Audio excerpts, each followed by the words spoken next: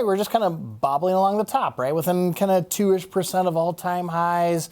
Day to day, not really moving, as you say, that far close to close. But when you look at like maybe your portfolio, if you own 50 individual stocks, you're like, every day, one of these is, up 10%, the next one's down 10%. What the heck's going on?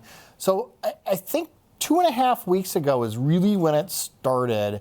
And I think it tells us potentially where we're kind of going. So, the largest hedge funds in the world are multi-strategy, like pod shop hedge funds, all the biggest names that have accumulated most of the assets in the universe over the last 10 years. And ultimately, all of them, well, the biggest group of them are long-short equity strategies. And they tend to be running, similar-ish portfolios.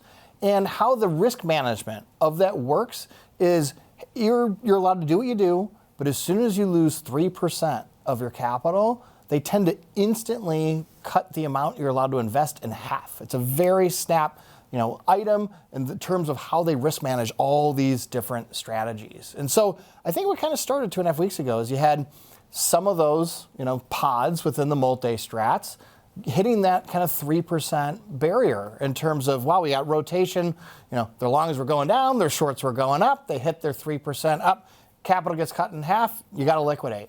But I think a lot of them were having similar types of positions. So one falls and it triggers the next and so on and so forth. So it really accelerated about 1.5 weeks ago. We saw that extreme rotation. And then from my universe in the volatility space, all of a sudden you saw shorter dated S&P 500 puts go really, really well bid. They became very expensive. And again, S&P really wasn't moving a whole lot. So you're like, what is the trigger of this?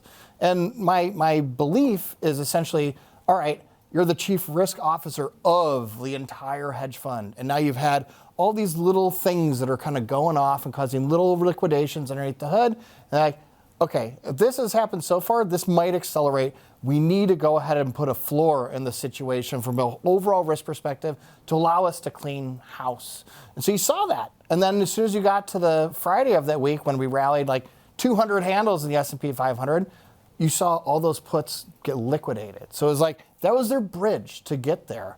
But now they're kind of clean. Like they're not taking a whole lot of risk. And now we're just starting to see the next phase of all that movement.